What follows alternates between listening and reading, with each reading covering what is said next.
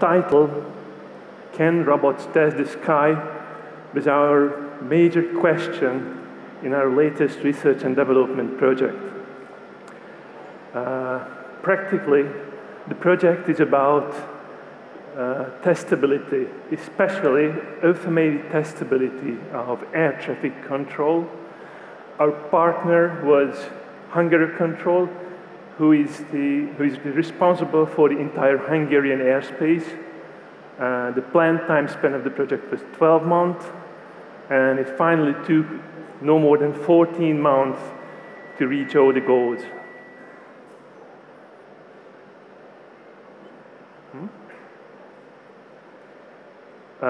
Well, just to check your personal involvement, please raise your hand who came to Budapest by plane. Okay, not that much, but probably most of you or all of you have flown before. And you are the part of the magic, of the everyday magic of flying. And this magic means more than 100,000 commercial planes daily, and means more than 10 million passengers traveling daily at 80% of the sound of speed. That's magic. And this magic is supported by complex software systems, and still this is the safest way of travel on Earth. It's nearly unbelievable. It would not work without intensive testing. And this magic and complexity was reached in less than 120 years. I show you how. We all know the heroes of early days of flying. The Wright brothers are practically the part of our pop culture. But who knows the first air traffic controllers? Neither me know before. But Archie was the first man who was professionally paid for flagging the planes. Actually, he only had 2 flags on the field. He had a checkered one, and he had a red one to tell something okay or not. That was it. That is the very beginning. And now, 80 years later, we have tens of thousands of air traffic controllers sitting in front of 5 to 6 monitors each in a windowless room, and they are responsible for our safety.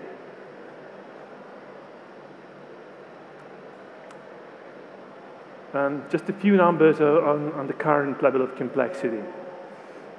There are more than 100 air navigation service providers covering the entire globe. And there are thousands of airports with air traffic control employed. And this is the industry which has its unique concept for nearly everything. It has one specific alphabet to spell even your own name. The well-known Alpha, Bravo, Charlie, Tango, and so. And it has nearly 1,000 industry-specific standards and nearly 10,000 abbreviations and acronyms. That's enormous. And these thousands of people are using complex software systems to fulfill their tasks, and they work in the background, and we never hear of them. And that is good. How do they and how can we rule this level of complexity? Well, sophisticated support tools and well-trained personnel are an absolute must. But how do they look like? An air traffic management system is a typical system of systems. It integrates all kinds of channels, communication channels, meteorological data, and radar data, and red signals. It provides a real-time overview of the flight environment, and it predicts and detects short-term and mid-term conflicts between the flights, and of course supports the decisions of the air traffic controllers. Meanwhile, an air traffic controller keeps the situation awareness. He in normal case, only coordinates the flight plans according as they were previously published. But this is the case except when a 200 kilometers long thunderstorm is approaching. Then he's in full control. Then has to keep the distance, the so-called separation between the aircrafts under any circumstances.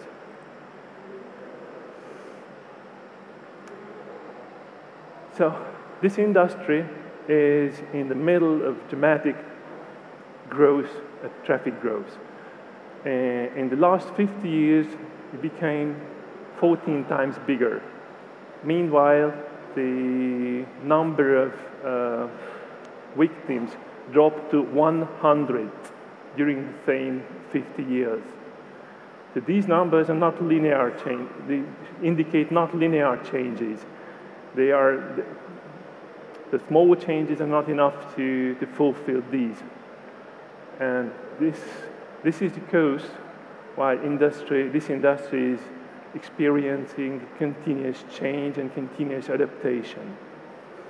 And everything is changing. The expectations, the requirements, the policies, the software, the hardware, and they have to keep open every day and 24 hours all the days.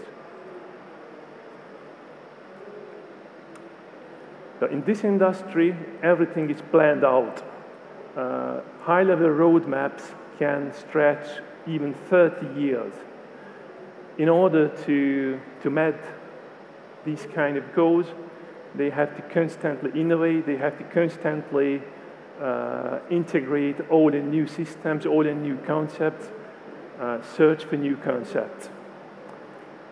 So research and development of projects are quite common in this industry. So was ours. Our project also fits in the goals and innovation strategy of Eurocontrol, who coordinates this kind of activities in Europe. And I have to mention there are some earlier results. There are some single-purpose tools and narrow-spectrum tools to support some specific tests, to support some preparation on some evaluation steps of testing, but fully integrated and fully automated regression tests will never be introduced according to our knowledge in this industry. So let me show you our approach. We have followed quite a systematic, scientific-like approach. Our main target was to establish automated testability, and in order to that, we have to get a baseline. Where are we now? And to do that, we had to run a deep evaluation of testability of many aspects of the domain, the complexity, technologies used, the processes used, everything. After we got our baseline, the red indicated, we set our goals, how to enhance testability, and we set the goals to enhance the most poor performing dimensions, like observability, controllability, and homogeneity. So to enhance these dimensions, we created a uniform sensor and driver layer, and In doing so, we show how managed to increase dramatically the testability of the certain system. For me personally, the most interesting part was the modeling. And it was probably the most complicated one too. We had to get real-time and object-based discovery of every interfaces, from APIs, from machine APIs to human interfaces.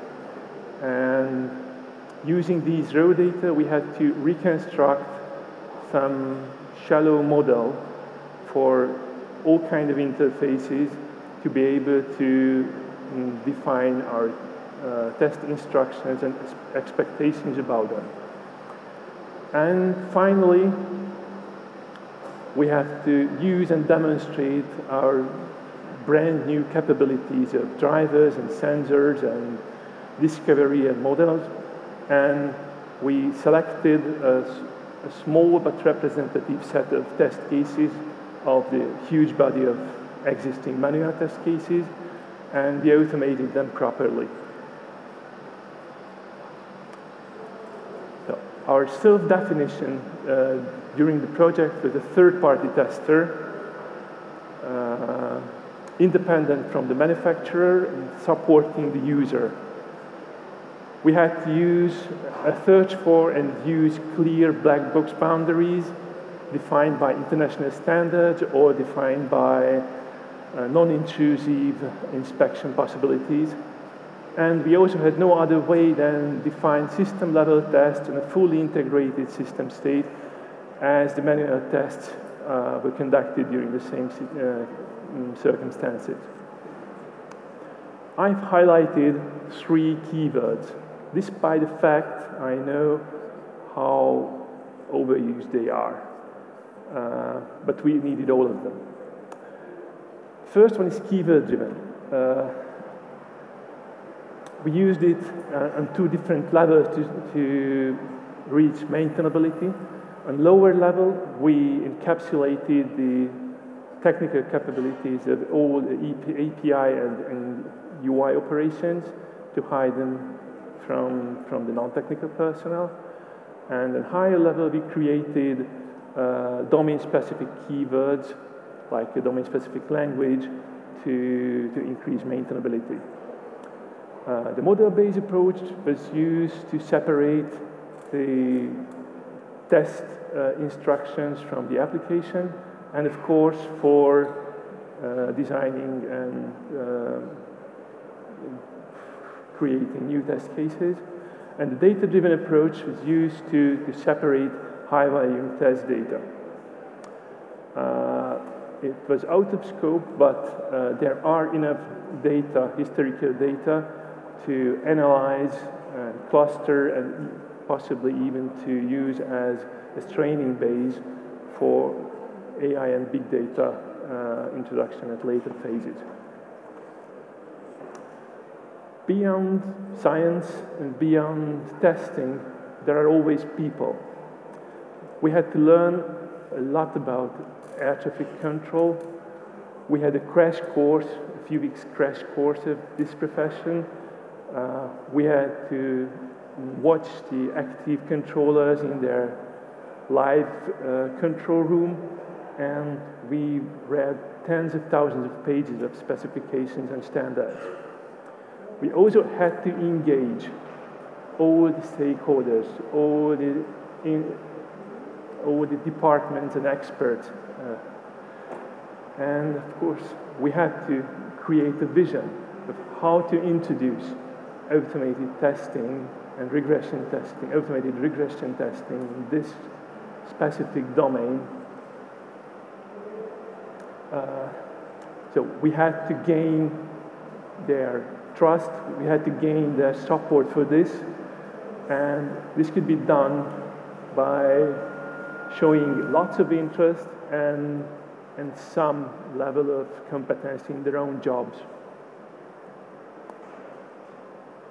Doing so, we managed to gain close cooperation and support from all levels, from technological level to sea level. So, just to show the results shortly, let me tell one of the most simpler patterns that requires all the capabilities of our test laboratory. The real-time scenario looks like a plane is entering Hungary, it is approaching Budapest and lands. It takes no more than 10 minutes. In order to define and check the expectations in this scenario, the test lab had to be able to simulate the message, the original flight plan message coming from Brussels. We have to simulate the original flight plan message coming from Brussels. We have to simulate all the electronic communications with the neighboring countries' control centers. We have to simulate data packages coming from the radar stations in every 4 seconds, electronic communications with the Budapest airport, and of course, all the screen actions of the controller itself. So, to fulfill this, the laboratory has to produce, process, and verify more than 200 basic events. And practically, this is how functional tests and end-to-end functional tests and regression tests could be built. And with these very same capabilities, we were able to produce performance tests and even create Starship fleets at the Hungarian border. So, yes, we have proven that robots can test the sky. They can even raise and destroy whole Starship fleets.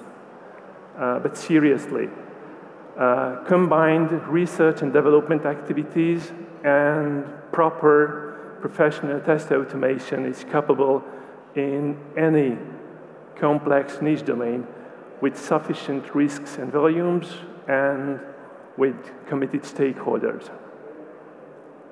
That's all we had. So, thank you for your attention, and I'm happy to answer your questions.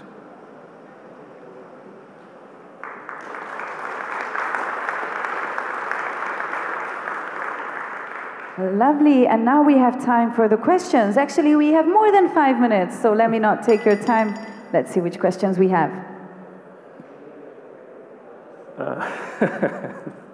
Yeah, that's a good question.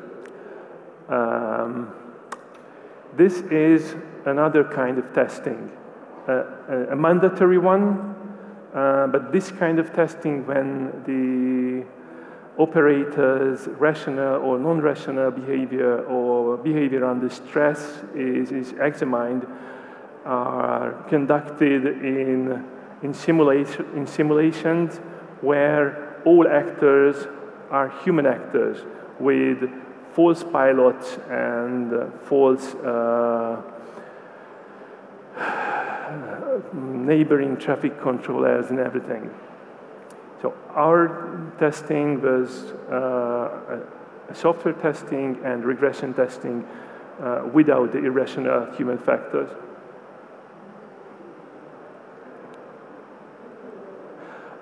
If high stress is meant as a performance test, then the answer is yes, it is a type of scenario. When I told a Starship fleet, it means 100 incoming flight in a few seconds.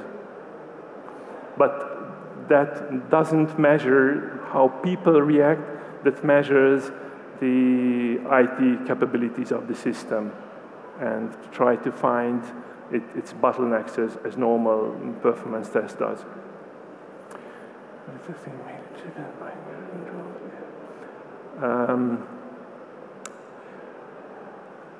There are air navigation service providers in every European country. Hungary Control is the Hungarian organization, and in this project we were partnering with Hungary Control. Eurocontrol is just providing an umbrella of all the research activities at 2 or 3 magnitudes higher intensity than ours.